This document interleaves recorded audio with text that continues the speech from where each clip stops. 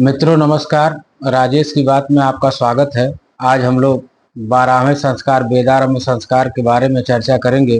हिंदू धर्म के 16 संस्कारों में से वेदारंभ संस्कार का बालक के जीवन में सबसे महत्वपूर्ण संस्कार है।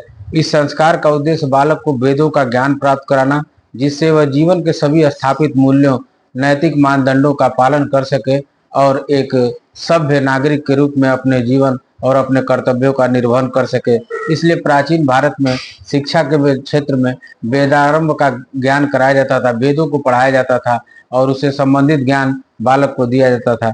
वेदारंभ संस्कार की कुछ महत्वपूर्ण बातें थी, जैसे पहला, वेदारंभ संस्कार उपनयन संस्कार के बाद किसी भी शुभ दिन पर किया जाता था। दूसरा, इस संस्कार में बालक को वेदों का अध्ययन करने और विशिष्ट ज्ञान से परिचित होने के लिए योग्य आचार्यों के पास गुरुकुल में भेजा जाता था। तीसरा, वेदारंभ संस्कार से पहले आचार्य अपने शिष्य को ब्रह्मचर्य व्रत का पालन करने से संबंधित संयमित जीवन जीने की प्रतिज्ञा कराते थे, कसम रखवाते थे कि शिक्षा के काल में संयमित और सुसज्जित जीवन जीने की बात कही गई है। चौथा, वेदारंभ संस्कार के दौरान छात्र पवित्र अग्नि के सामने अपने गुरु की सेवा करने और अनुशासित जीवन जीने के लिए खुद को समर्पित करता था। पांचवा, वेदारंभ संस्कार बालक को गुणवान एवं विद्वान बनाने की दिशा में बढ़ाया गया एक कदम है। हिंदू धर्म में ज्ञान से बढ़कर दूसरा कोई भी प्रकाश नहीं समझा गया है। इससे स्पष्ट है कि प्राचीन काल में यह संस्कार मनुष्य के जीवन में विशेष महत्व रखता था।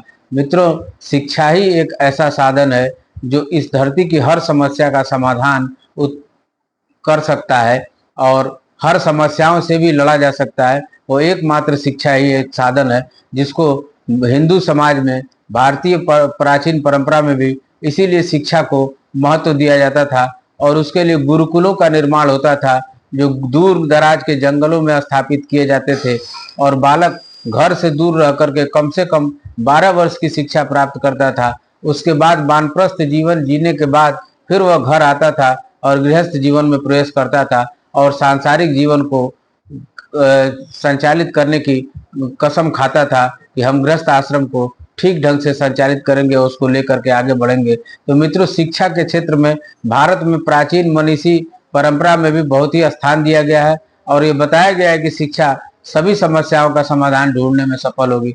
तो मित्रों, आज के अंक में इतना ही, और अगर ये वीडियो अच्छा लगे तो इसको सब्सक्राइब करें, शेयर करें, बेल आइकन को दबाएं। बहुत बहुत धन्यवाद।